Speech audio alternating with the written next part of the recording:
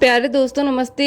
आइए हम सुनते हैं गणेश जी भगवान की एक रोचक कहानी का नाम है संतोषी की गणेश भक्ति। तो कहानी को पूरा जरूर सुने, आधा अधूरा सुनकर गणेश जी भगवान का अपमान ना करें। और कहानी अच्छी लगे तो कमेंट बॉक्स में जय श्री गणेशाय नमः अवश्य लिखे। आइए कहानी की शुरुआत करते हैं। संतोषी की माता के गुजर जाने के बाद उसके पिता ने दूसरी शादी कर ली, पर संतोषी की दूसरी माँ गायत्री कड़वी स्वभाव की थी। उसे संतोषी एक आंख नहीं भाती थी। एक बार संतोषी गणेश जी भगवान की पूजा पाठ कर रही थी, तब गायत्री ने उसे देख लिया और गायत्री बोली, जब देखो तब ही पूजा पाठ करने में लगी रहती है, जैसे भगवान गणेश तेरी ही सुनने को बैठे हैं। और घर का सारा काम मैं खुद ही कर लूंगी, तुझे तो घर के काम की कोई चिंता ही नहीं है। और साथ में उसके पति को बोलती है, तूने बस एक गणेश जी की प्रतिमा लाकर घर में रख दी है और लगा दिया अपनी बेटी को पूजा पाठ करने में, जिससे वो घर के कामों से बच जाए। उसका पति सुरेश बोला, अगर गायत्री संतोषी गणेश जी की पूजा पाठ करने में लग जाए तो ये क्या बुरा है। भगवान गणेश जी की पूजा पाठ करने से मन को शांति मिलती है, जीवन में सुख समृद्धि आती है। तुम भी संतोषी के साथ साथ गणेश जी भगवान का नाम लिया करो। सुरेश की बात सुनकर गायत्री बोलती है, मेरे पास और भी काम होते हैं, खाली नहीं हूँ तुम्हारे जैसे मैं अपना समय खराब करूं। सुरेश बोलता है, संतोषी बिटिया ला मोदक का प्रसाद दे दे, मैं दुकान होकर आता हूँ। संतोषी बोलती है, ये लो पापा मोदक का प्रसाद। संतोषी भगवान गणेश जी की बहुत पूजा करती थी और जब कभी वो दुखी होती तो गणेश जी से ही अपना हाल बताती थी। हे गणेश जी, माँ मुझसे इतना बुरा व्यवहार क्यों करती है। वो मेरी बहन आरती से तो बहुत ज़्यादा प्यार करती है और मुझे हर समय डांटती रहती है। आरती गायत्री की अपनी बेटी थी और संतोषी सौतेली पुत्री थी। ये भेदभाव हमेशा ही गायत्री दोनों में किया करती थी। गणेश चतुर्थी के दिन आने वाले थे। लोग अपने घरों में गणेश जी की स्थापना करने के लिए मेलों में खरीदारी कर रहे थे। संतोषी कहती हैं, बाबा मुझे भी गणेश जी महोत्सव करना है, मुझे भी अपने घर में गणेश जी की प्रतिमा की स्थापना करनी है। ये बात सुनकर सुरेश बोला, ठीक है बेटा संतोषी, तू मेरे साथ बाजार चलकर गणेश जी की प्रतिमा ले आना। ठीक है। ये बात सुनकर संतोषी खुश हो जाती है और वो अपने पिता सुरेश के साथ बाजार जाकर गणेश जी की प्रतिमा ले आती हैं। अगले दिन संतोषी बोलती हैं, ये देखो बाबा, भगवान गणेश जी की प्रतिमा कितनी सुंदर है। संतोषी की बात सुनकर सुरेश बोलता है, हाँ बिटिया, सचमुच में गणेश जी की प्रतिमा बहुत ही सुंदर है। अब तुम 10 दिन तक इनकी खूब सेवा करना, फिर हम खूब धूमधाम से गणेश विसर्जन को जाएंगे। उतने में आरती बोलती है, बाबा मैं भी चलूंगी गणेश विसर्जन में। आरती की बात सुनकर गायत्री बोलती है, कोई ज़रूरत नहीं है गणेश विसर्जन जाने में, ना मैं जाऊंगी और ना ही तू। उतने में गायत्री अपना मुंह बना लेती है और मन में कहती है, देखती हूँ मैं भी तू गणेश विसर्जन कैसे करती है। संतोषी भगवान गणेश जी की प्रतिमा को भोग लगाती और पूजा आरती करके भोजन ग्रहण करती। एक सुबह संतोषी रोते रोते बोलती हैं, बाबा गणपति की प्रतिमा कहाँ गई।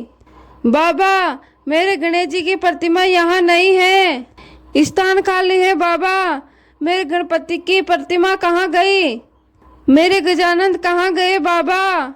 ये बात सुनकर सुरेश बोलता है, रो मत संतोषी, ऐसे कैसे प्रतिमा यहाँ से गायब हो सकती है? रुक, मैं देखता हूँ। सुरेश गायत्री से बोलता है, गायत्री, संतोषी ने यहाँ गणेश जी की प्रतिमा रखी थी, लेकिन अब वो प्रतिमा नहीं है। सुरेश की बात सुनकर गायत्री बोलती है, मुझे पता नहीं प्रतिमा कहाँ है, मैं इनकी देख रेख करूंगी तो फिर हो गए घर के सारे काम।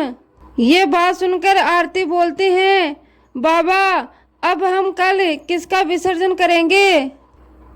संतोषी बोलती है, बाबा लगता है मेरे से कोई अपराध हुआ है, इसलिए मेरे गजानंद मेरे से रूठ कर चले गए। लौट आओ भगवान, लौट आओ, आप मेरे से रूठ कर यूं मत जाओ। संतोषी बहुत रोती है, भूखी प्यासी वो घर के मंदिर में ही बैठी रहती है। सुरेश उसे बहुत उठाने की कोशिश करता है, लेकिन संतोषी उस स्थान से उठने के लिए मना कर देती है। तभी संतोषी को सौंपना आता है। चूहा राजा बोलता है, संतोषी मुझे भी प्रसाद का मोदक और लड्डू दो ना। संतोषी बोलती है, रुको चूहे महाराज, मैं आपको प्रसाद भी दूंगी और लड्डू भी दूंगी और साथ में मोदक भी दूंगी, ये लो पेट भर के खाओ। अरे ये चूहा राजा, प्रसाद लेकर कहाँ भाग रहे हो? संतोषी भी उसके साथ पीछे पीछे भागती है। अरे ये तो उस बगीचे में जा रहा है। उतने में संतोषी का सपना टूट जाता है। वो बगीचे की ओर जाती है और मिट्टी खोदने लगती है। संतोषी को मिट्टी खोदते हुए देखा तो उसका पिता बोला, संतोषी क्या हुआ बेटी, तुम वहाँ मिट्टी क्यों खोद रही हो? संतोषी बोलती है, बाबा चूहा प्रसाद का मोदक और लड्डू लेकर इस जमीन में चला गया, मैं उसे निकाल रही हूँ। संतोषी जैसे ही मिट्टी खोदती है, संतोषी और सुरेश हैरान रह जाते हैं। संतोषी हंसते हुए बोलती है, बाबा गणेश जी की प्रतिमा मिल गई, देखो मेरे गणेश जी की प्रतिमा। उतने में सुरेश बोलता है, गणेश जी की प्रतिमा यहाँ बगीचे में कैसे, और ये हुआ कैसे? संतोषी बोलती है, बाबा अभी थोड़ी देर पहले सपने में एक चूहा राजा मेरे पास आया और प्रसाद लेकर यहाँ भाग आया और यहाँ मेरे को मेरे गणेश जी की प्रतिमा मिल गई। सुरेश बोलता है, गणपति बप्पा मोरया, मंगल मूर्ति मोरया। हे मेरे प्रभु, हे मेरे देवा, संतोषी बिटिया पर हमेशा अपना ऐसे ही आशीर्वाद बनाए रखना। अगले दिन संतोषी और सुरेश बड़े ही धूमधाम से गणेश विसर्जन करते हैं और जब वो घर वापस आते हैं तो गायत्री की तबीयत खराब हो जाती है। गायत्री रोते रोते बोलती है, हे भगवान मेरे पेट का दर्द नहीं जा रहा, जानलेवा दर्द है, कोई कुछ करो। सुरेश बोलता है, गायत्री डॉक्टर ने जो दवाई दी है वो तुमने खा ली है ना, अब आराम आ जाएगा तुम्हें।